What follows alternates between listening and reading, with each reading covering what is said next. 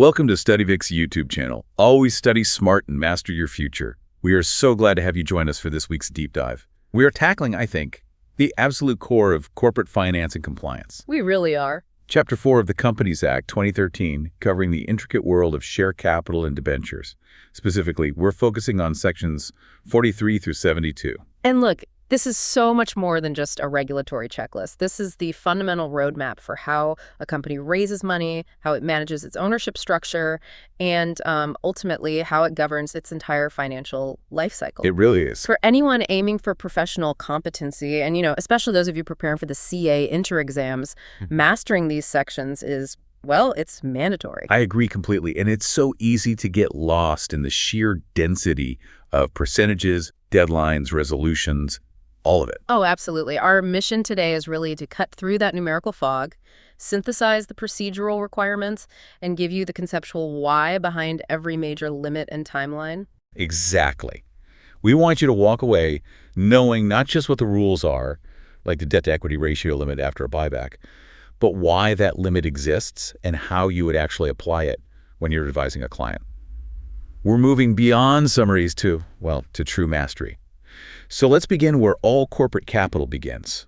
The two core instruments, equity shares and preference shares, defined under sections 43 and 55. Right. Equity shares, they represent the residual owners, the true risk takers in the company. And that's the critical difference in their risk profile. Equity shareholders are, the last in line for payment if the company winds up. But they hold the ultimate control. They hold the ultimate control. And Section 43 confirms that equity can come in two forms: those with normal voting rights, and then those with differential voting rights, or DVRs. Which allows for that strategic flexibility in the capital structure. Exactly. You can maintain control while raising capital. Okay, so what about preference shares? They occupy a much safer kind of middle ground, but their definition is very, very specific, right? Yeah. It is crystal clear, and this is a point that is so often tested for precision. Under Section 43, to be classified as a preference share, the instrument has to give a preferential right to two things. Two things. First, the right to payment of dividend at a fixed rate. And second, the right to repayment of capital in the event of the company winding up. They must have both of those preferences. But I remember there's a crucial exception here, a classic area of confusion, especially when it comes to private companies. Exactly. You're spot on. While the general rule for all companies is that preference shares need both those preferential rights, the memorandum or articles of a private company have a special carve-out. Oh, okay. A private company's AOA or MOA can actually specify that preference shareholders don't necessarily need to hold both rights. So they could have just one or the other. Precisely. They might only get the preferential right to the dividend or maybe only the right to capital repayment. This flexibility is really a legislative nod to the simpler, often family-controlled structure of private entities. But for public companies, that dual preference is an absolute must. Absolutely mandatory for classification, no exceptions. Okay, so understanding that basic distinction is just the start. Within the class of preference shares, there's a huge amount of variety.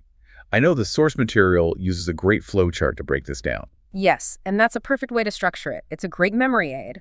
We can classify them based on 4 foundational characteristics, which really determine how the instrument behaves. Let's start with the one that deals with accumulated debt. Dividend payment. So here we distinguish between cumulative and non-cumulative.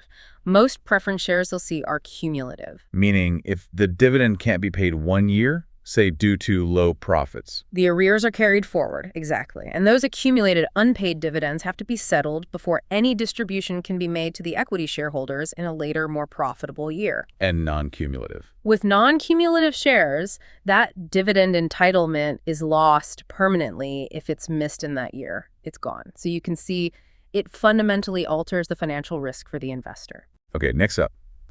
What happens if the company does exceptionally well? This would be participation in surplus. Right. Here we have participatory versus non-participatory. Non-participatory is the default. They get their fixed dividend, and that's it. Nothing more. But participatory shares are different. Very different. They're unique. After the fixed preference dividend is paid, and after the equity shareholders have received some base return, the participatory preference shareholders get to share in the remaining surplus profits right alongside the equity holders. They get a piece of the upside. The third basis looks to the future, right? Whether this instrument is destined to become part of the equity base. Conversion. Exactly. Convertible versus non-convertible. Convertible shares can be mandatory or optional, partial or full. They're essentially debt with an embedded equity option. They transition into equity shares based on terms set out when they were issued. And non-convertible just stay as preference shares until redemption. That's it. This feature is often used to attract investors who want, lower initial risk, but with that potential upside later on. And finally, a really defining characteristic under Section 55, redemption, the lifespan of the instrument. So preference shares are either redeemable or irredeemable, and this is where the law steps in very firmly. While the category of irredeemable preference shares exists as a concept, They are absolutely prohibited from being issued. absolutely prohibited under the Companies Act 2013. The legislative intent here is very clear. Companies cannot saddle themselves with this perpetual preference capital that has to be paid out before equity forever. So there's a time limit. A hard limit. The maximum redemption period is 20 years from the date of issue.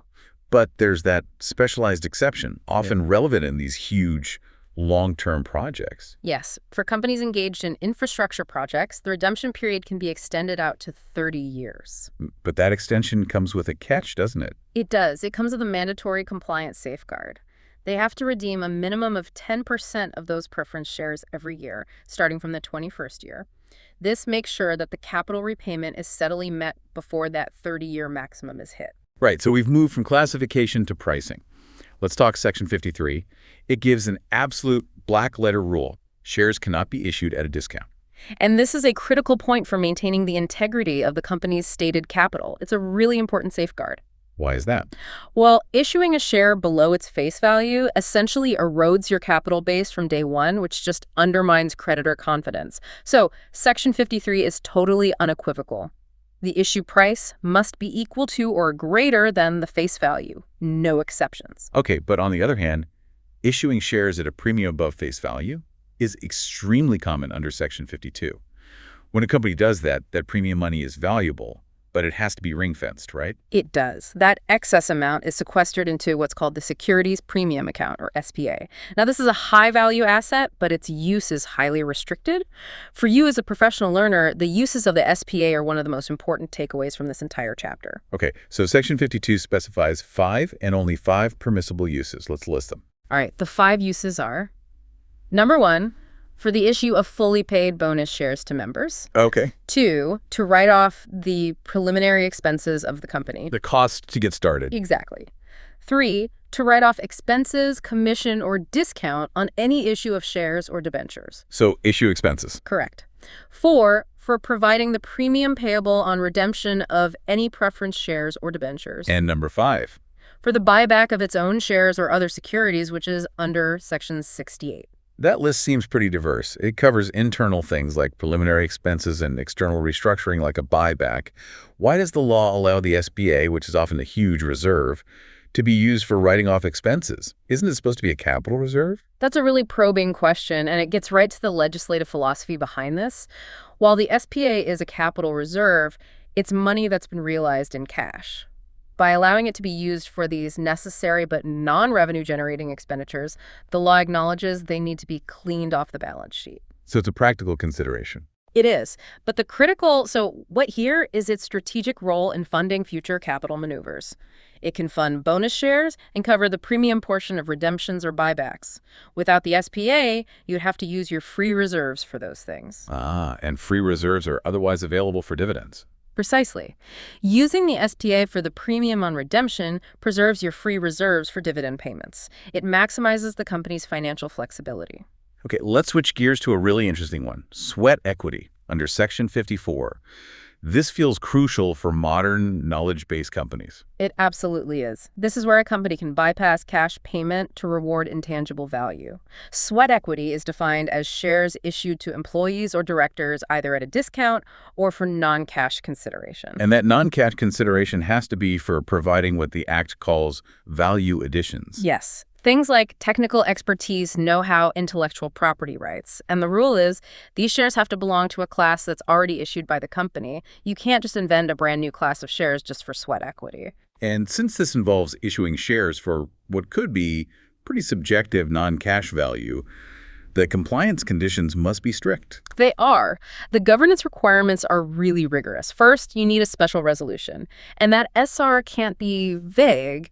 It has to specify the number of shares, the current market price, the consideration, and the class of employees getting them. And who can receive them? The recipients include permanent employees, directors, and also employees or directors of a holding or subsidiary company. Are there any restrictions?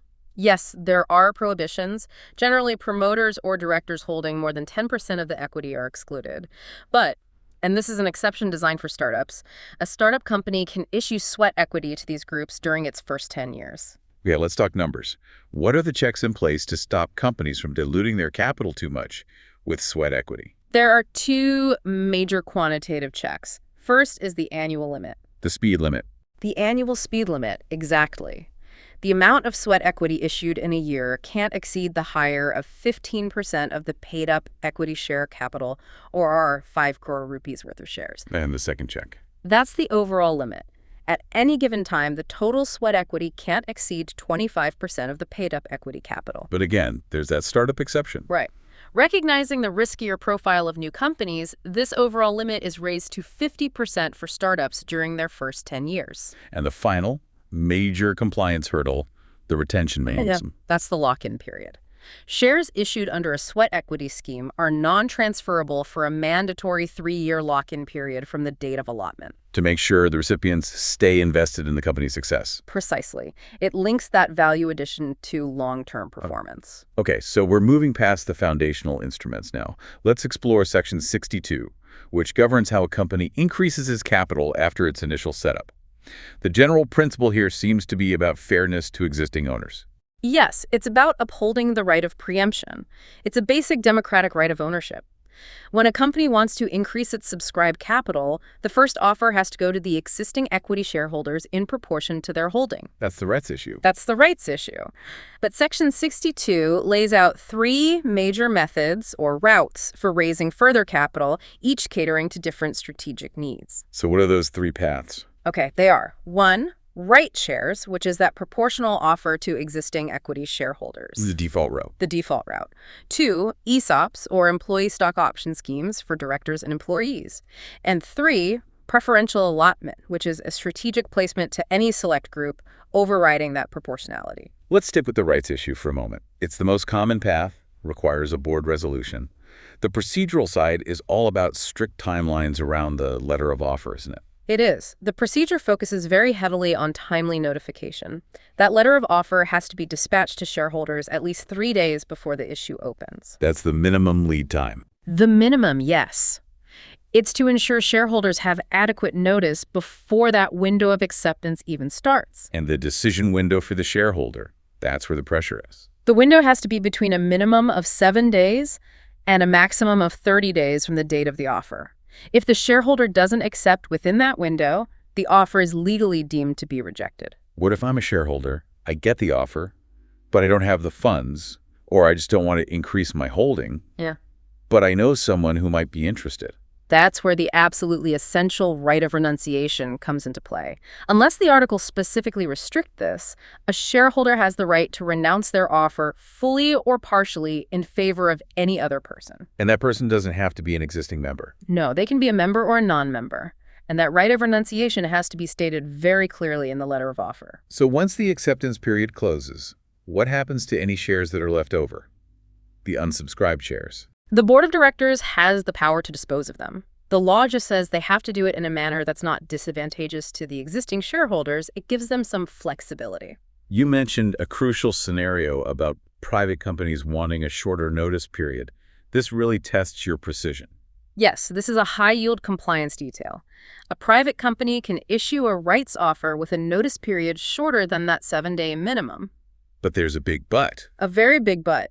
It's only if the company gets the consent of 90% of the members. And this is the key. It's calculated by number, not by the value of shares held. So if a company has 10 members and 9 of them agree, even if the 10th person holds 50% of the shares, they can proceed. They can proceed with the shorter notice because they have 90% consent by number of members. It's about heads, not holdings.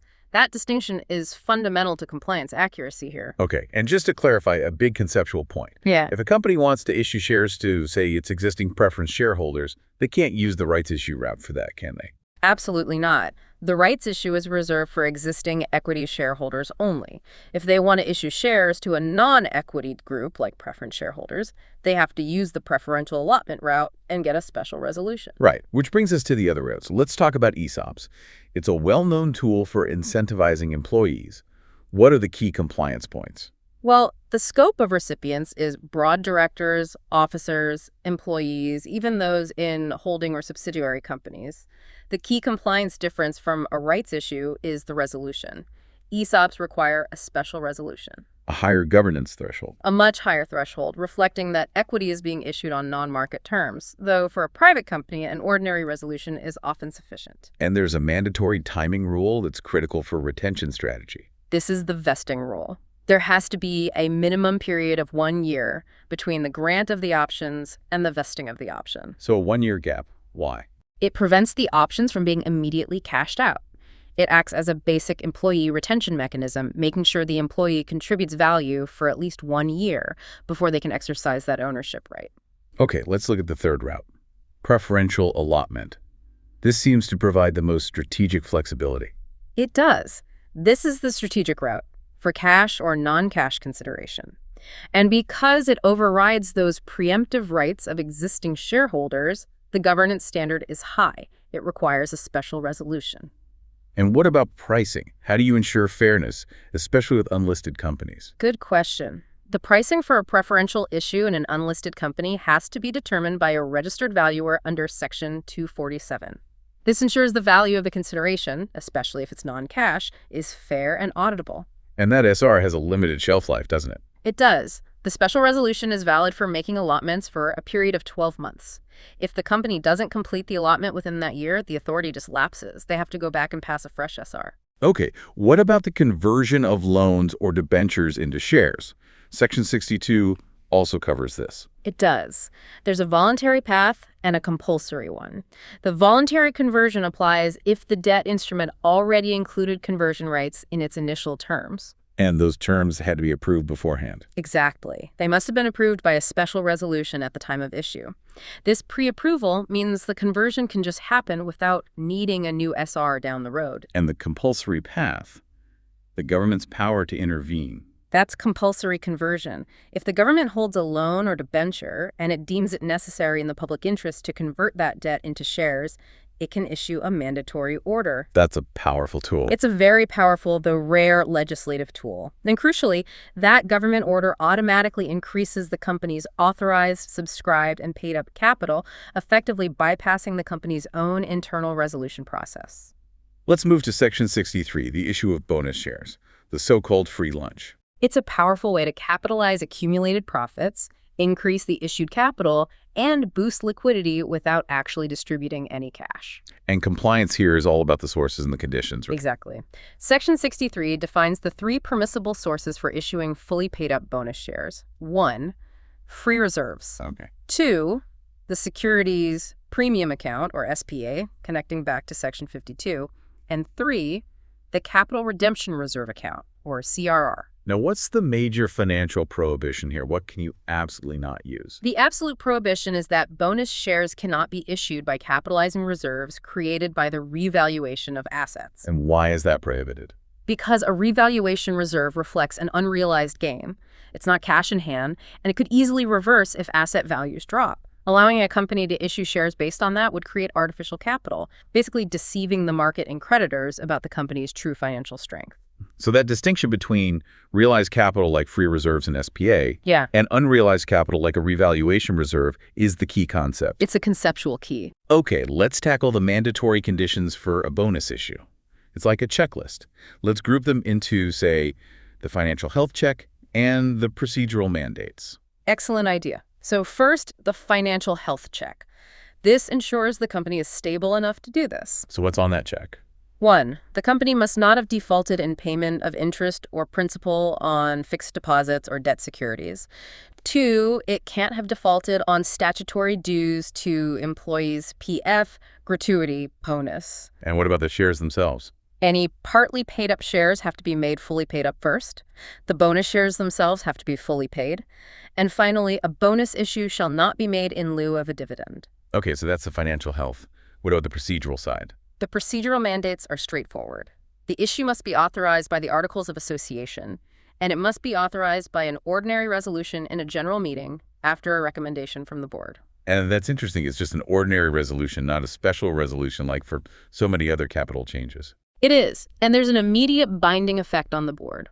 Once the board announces a bonus issue, they are legally prohibited from withdrawing that decision later. It protects the market. Okay, we spent a lot of time on how a company raises capital. Now let's turn to the other side, how a company adjusts or extinguishes its capital base. Let's start with preference share redemption under Section 55. Right.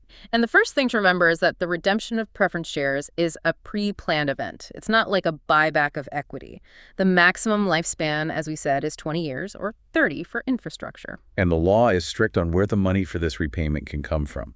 What are the two permissible sources? The funds must come from one of two places, either out of profits available for dividend, which are your free reserves, or out of the proceeds of a fresh issue of shares made specifically for this redemption. And the preference shares themselves must be fully paid up before you can redeem them. That is a critical prerequisite, absolutely. Okay, but what about the additional cost, the premium on redemption? Where does that money come from? The premium on redemption has to be sourced from either the free reserves or the securities premium account. Importantly, it cannot be paid out of the proceeds of that fresh issue of shares. That's reserved for the principal amount. Now let's talk about the CRR transfer. This is the capital maintenance theory in action, isn't it? It is. This is Section 55(1), compliance. If the preference shares are redeemed out of free reserves, that is, profits, then a sum equal to the nominal amount of the shares you're redeeming has to be transferred to the Capital Redemption Reserve account, the CRR. Wait a minute. Isn't transferring money to the CRR just moving it from the free reserve pocket to the CRR pocket? It's just an internal transfer. Why does the law mandate this? That's a fundamental question, and it's a great one. The law mandates this to preserve the integrity of the company's capital base. When you use distributable profits to redeem shares, you're reducing an external liability, but you're also using up cash that could have been paid out as dividends. So it's about locking those profits in. Exactly. By transferring the nominal amount to the CRR, the law capitalizes those profits. It makes them non-distributable. The CRR's only use is for issuing fully paid bonus shares, which ensures the equity base is maintained even though cash has flowed out to the preference shareholders. That makes perfect sense. And the filing requirement. A notice of redemption must be filed with the ROC in Form SH7 within 30 days of the redemption. Okay, but what if a company hits its 20-year deadline and because of financial distress, it just can't redeem the shares or pay the dividend? Is there a way out? There is a remedy under Section 55(3), but it's under extremely high governance oversight. The company can propose to issue further redeemable preference shares equal to the amount that's due. And what's the dual approval requirement for this? You need two high-level approvals. First, the consent of the holders of 3/4 in value of those existing preference shares. And second, the approval of the tribunal, the NCLT. What if the tribunal approves, but some shareholders refuse to consent? What happens to them? The tribunal anticipates that. While it approves the conversion for the consenting majority, it simultaneously orders the immediate redemption of the shares held by those who did not consent. So the dissenters are protected. They are protected by mandatory repayment, while the company gets the breathing room it needs with its cooperative creditors. Okay, let's switch to equity now. Right. The repurchase of equity, known as buyback, under Section 68. This is a deliberate strategic capital contraction. It is. It's often used to prevent hostile takeovers, boost the company's earnings per share, or signal to the market that the shares are undervalued. And the sources of funding for a buyback? They're identical to those for redemption, really. Free reserves, the SPA, or the proceeds of a fresh issue of shares, but, and this is the crucial restriction, not out of the proceeds of an earlier issue of the same kind of shares. So you can't use new equity money to buy back old equity. That would just be pointless churning. Exactly. And what methods can a company use to actually do the buyback? There are three specific methods. From existing shareholders on a proportionate basis, like a rights issue in reverse. Okay. From the open market, which is for listed companies. or by purchasing shares that were issued to employees under schemes like ESOP or sweat equity. Now, Section 68 imposes some pretty severe governance and financial limits. Let's start with authorization. How do we know if we need a board resolution or a special resolution? First, the action has to be authorized by the articles. Then, the size of the buyback determines the resolution. So if it's a small buyback, A board resolution is sufficient if the buyback amount is up to 10% of the total of paid-up equity share capital plus free reserves. This is the quick, low-impact route. and for a larger one. You need a special resolution if the buyback is more than 10%, but not exceeding the maximum of 25% of the total of paid-up equity share capital plus free reserves plus the securities premium. If you're significantly altering the capital structure, the members must approve. And what are the 3 non-negotiable financial and volume limits, the hard ceilings? These are the solvency and volume checks. 1, the maximum value limit. The total amount you spend cannot exceed 25% of that aggregate of paid-up equity capital, free reserves, and securities premium. Okay, 25% of the value. 2, the maximum volume limit. The number of equity shares you buy back cannot exceed 25% of the total number of equity shares in that financial year. So 25% of the number of shares, too. Yes. And 3, the debt-to-equity ratio check. After the buyback, the ratio of your aggregate debt to your aggregate equity and free reserves must not exceed 2.1. So that 2.1 ratio is the key solvency safeguard. It ensures the company remains financially stable and creditors are protected. It's the legislative guarantee. Yeah. Absolutely. And then there's a strict timeline. The whole process has to be completed within 12 months of passing the resolution, and the compliance is harsh. Within 7 days of completing the buyback, the company has to physically extinguish and destroy the shares. And the company has to file a declaration of financial fitness beforehand. Yes, a declaration of solvency, Form SH9, must be filed with the ROC before the offer opens. It confirms the company is solvent and will remain so for the next year. And just to connect this back to what we discussed with preference shares, the CRR transfer has to happen if you use free reserves or the SPA. Correct. Under Section 69, if you use free reserves or the SPA, the nominal value of the shares you bought back must be transferred to the capital redemption reserve, again, keeping that capital base intact. Okay, to prevent market manipulation, the law imposes mandatory cooling-off periods after a buyback. What are the key timing restrictions? There are 2 primary timing hurdles. First, the offer cooling period. You can't make another offer of buyback within 1 year from the date the preceding one closed. And the second? The new issue ban.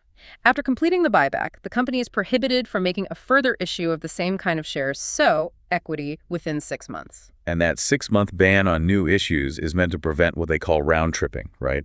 Buying back shares cheap and then immediately reissuing them at a higher price. Exactly that. It prevents artificial manipulation of the market. But the law does provide crucial exceptions to this ban. You can still issue bonus shares, sweat equity, ESOPs, or shares from conversions. But no rights issue or preferential allotment. For that same class of shares, no, not for 6 months. And when is a buyback just completely off the table? The absolute prohibitions under Section 70. It's instantly prohibited if the company has defaulted on core compliance duties like filing annual returns, or if it has defaulted on statutory payments related to deposits, debentures, or preference shares. If you failed basic solvency obligations, you cannot engage in complex capital contraction. Finally, in this section, let's talk about reduction of share capital under Section 66. This is often misunderstood as being similar to buyback, but legally it's a much more serious undertaking. It is. Section 66 explicitly separates it from a buyback. A reduction is often done out of financial necessity to clean up a balance sheet when capital has been lost or the company is overcapitalized. What are the main ways a company can reduce its capital? There are 3 primary mechanisms. You can extinguish or reduce the liability on any unpaid capital. You can cancel any paid-up capital that is lost or unrepresented by available assets, basically writing off losses. Or you can pay off any paid-up capital that is in excess of the wants of the company. And because this fundamentally alters the capital base and directly impacts creditors, what is the mandatory high bar for authorization? It's a dual approval process. First, passing a special resolution, and second, getting mandatory confirmation by the tribunal, the NCLT, that judicial oversight is essential. And what is the tribunal's primary concern when they're looking at confirming a reduction? Creditor protection, that's paramount. The NCLT must ensure that the claims of every creditor entitled to object have been satisfactorily dealt with, either discharged, secured, or they've consented. We're going to shift now to the nuts and bolts of managing ownership documentation. Let's start with the share certificate under sections 46 and 56. This is the official proof of ownership. Right. The share certificate, Form SH1, is the prima facie evidence of title. It confirms the holder's name and the amount paid up on the shares. And what are the essential formal requirements for that certificate to be legally valid? It has to be signed by 2 directors, or 1 director and the company secretary if there is one. A common seal, if the company has one, must be affixed. The law allows for printed or digital signatures, but it explicitly prohibits using a simple rubber stamp.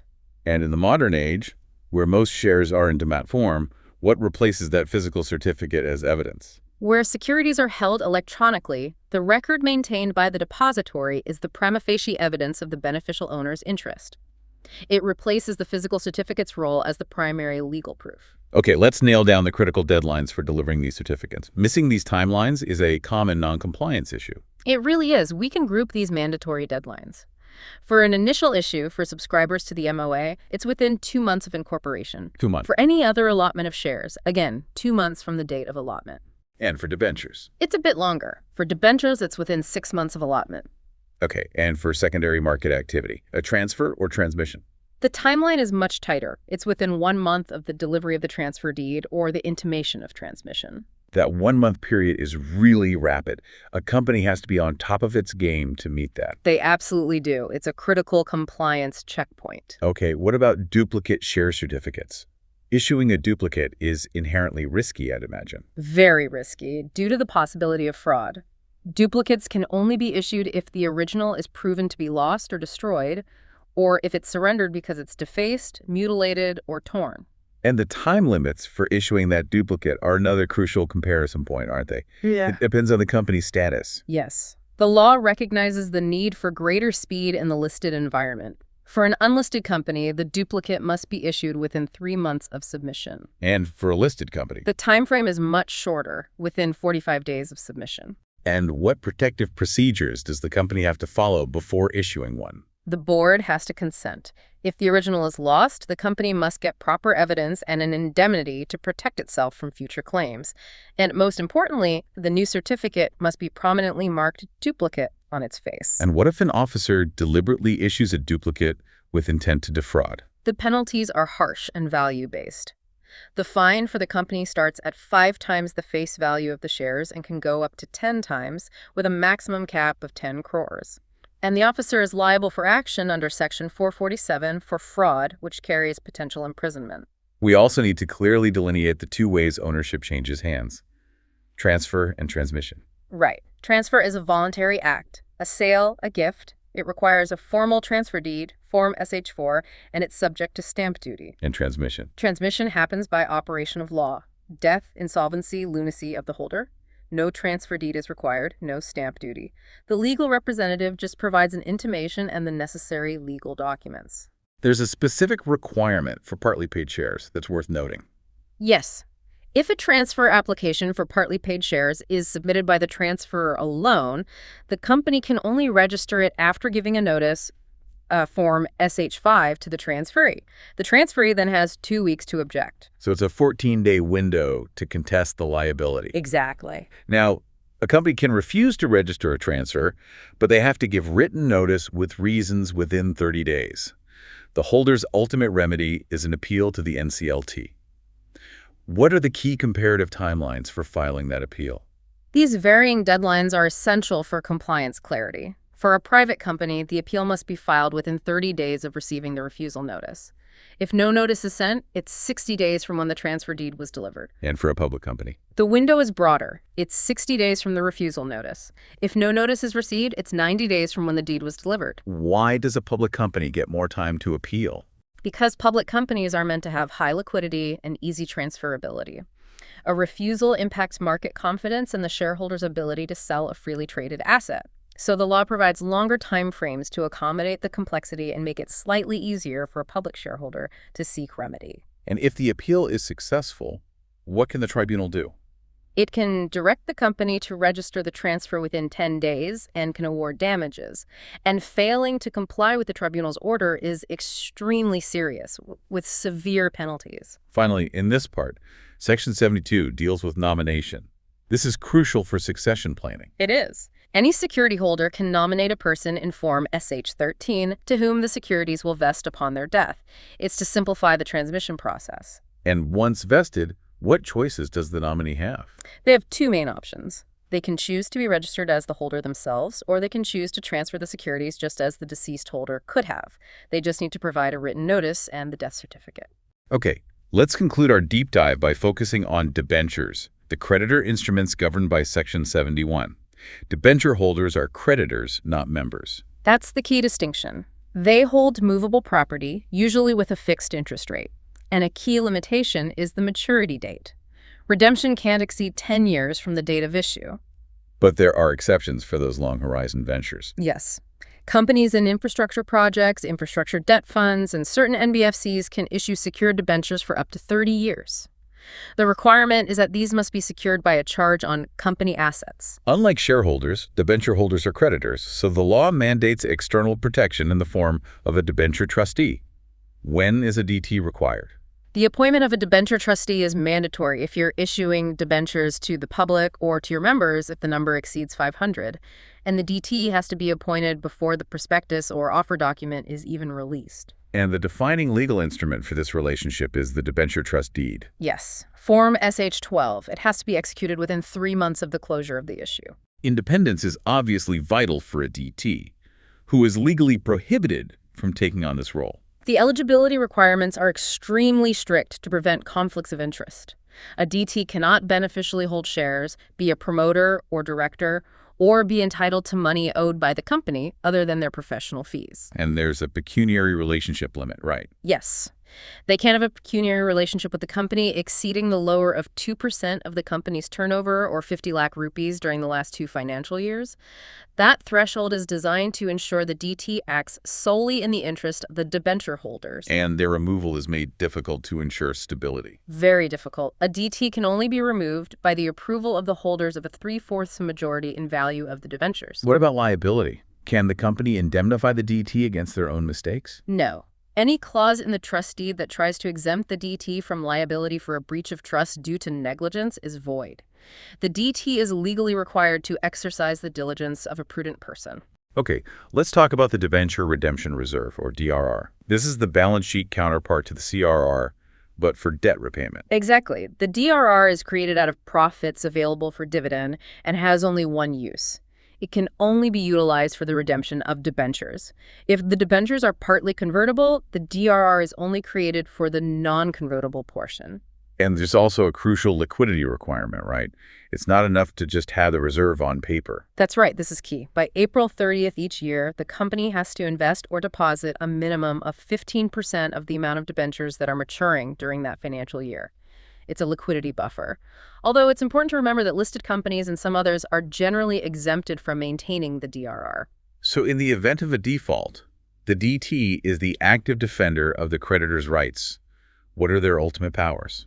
The DT can petition the tribunal if they think the company's assets are insufficient. And if the company fails to redeem on maturity or pay interest, the tribunal can, on application, direct the company to redeem the debentures forthwith. It provides for rapid legal intervention. And finally, a common legal term, pari passu.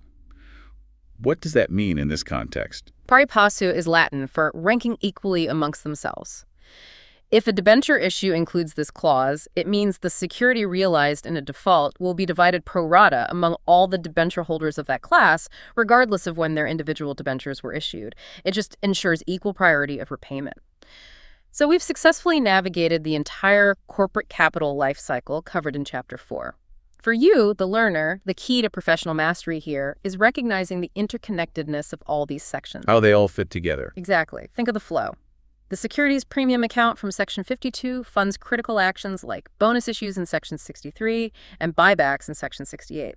And crucially, when you use free reserves for a redemption or a buyback, it immediately triggers that mandatory transfer to the Capital Redemption Reserve, the CRR, ensuring that capital maintenance principle is upheld. And remember, the regulatory framework is defined by its precision. You really have to master the different governance thresholds. An ordinary resolution for a bonus issue, a board resolution for a rights issue or a small buyback, and then that special resolution for all the big strategic shifts: sweat equity, preferential allotment, reduction of capital, and large buybacks. The timelines, too. The 7-day share destruction post-buyback, the 30-day filing for redemption, and those varying appeal windows for transfer refusal, 30-60 for private versus 60-90 for public, that's the foundation of solid compliance. So before we wrap up, what's one final idea you want to leave our listeners with? Something to really think about. Okay. We've covered the company's immense power to adjust its capital. But even this power has limits designed to preserve corporate democracy. Think back to the rules for issuing equity shares with differential voting rights, or DVRs, under Section 43. Even if a company satisfies all the rigorous conditions for issuing them, Yes. the law places a strict cap. The voting power related to those DVR shares shall not exceed 74% of the total voting power at any point in time. 74%. That's an incredibly specific number.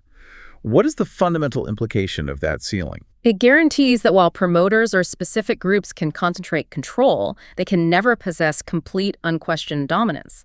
That 74% cap ensures that the remaining 26% of equity holders retain sufficient voting power to block a special resolution, which typically requires 75% approval. So it's a built-in veto power for the minority. It is the legislative check designed to prevent excessive concentration of power and uphold the spirit of corporate democracy. It ensures minority voices always retain a crucial say over major strategic decisions.